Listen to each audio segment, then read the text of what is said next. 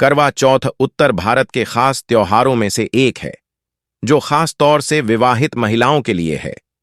ये हिंदू कैलेंडर के कार्तिक महीने की कृष्ण पक्ष की चतुर्थी तिथि को मनाया जाता है। महिलाएं इस दिन अपने पति की लंबी उम्र के लिए व्रत रखती हैं और शाम को चंद्रमा को देखकर ही व्रत खोला जाता है। आइए जानते हैं करवा चौथ के अनसुने इतिहास। पौराणिक कथानुसार रामायण काल में माता सीता ने लंका में रहने के दौरान अशोक वाटिका में निर्जला व्रत रखा था। इसके बाद देवताओं ने आकर उन्हें राम जी की सलामती की बात बताकर खीर खिलाई थी। मान्यता है कि पहली बार करवा चौथ का व्रत माता सीता ने रखा था। दूसरी कथा है कि जब देवताओं और राक्षसों के बीच युद्ध हो रहा था और देवता हारने लगे थे, तब ब्रह्मा जी ने सभी देवियों से अपने पतियों की रक्षा के लिए करवा चौथ का व्रत रखने को कहा था। सभी देवियों ने सच्चे मन से निर्जला व्रत रखा था और अंत में देवताओं की विजय हुई थी। उस दिन कार्तिक माह की चतुर्थी तिथि थी, जिसकी वजह से हर साल इस दिन करवा चौथ का व्रत रखा जाता है।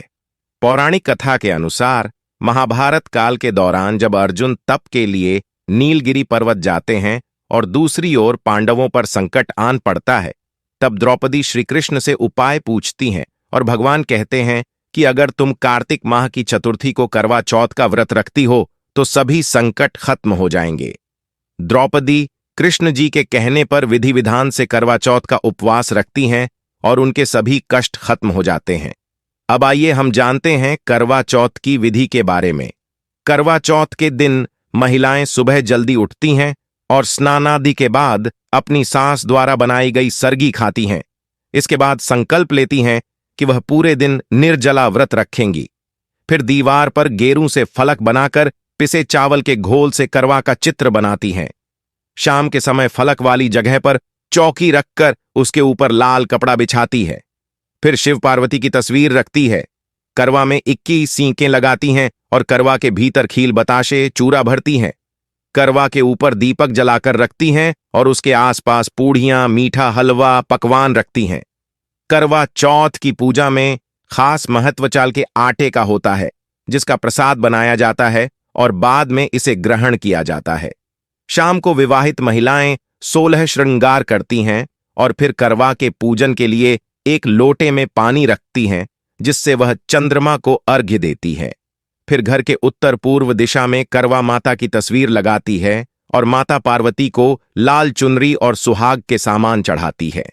इसके बाद करवा चौथ की व्रत कथा के लिए 13 दाने गेहूं और चावल के लेकर पाठ करती हैं या व्रत कथा सुनती हैं। कथा समाप्त होने के बाद करवा पर पानी घूमाकर और दानों को शिव पार्वती पर चढ़ाकर उनकी पूजा करती है। जब चंद्रमा निकल आता है तो छलनी की ओट पर दीपक रखती हैं और उससे पति को देखकर फिर चांद के दर्शन करती हैं। आखिर में चंद्रमा को अर्घ्य देकर पति के पैर छूकर आशीर्वाद लेती है। इसके बाद पति अपनी पत्नी को अपने हाथ से मिठाई और पानी पिलाकर व्रत खुलवाता है।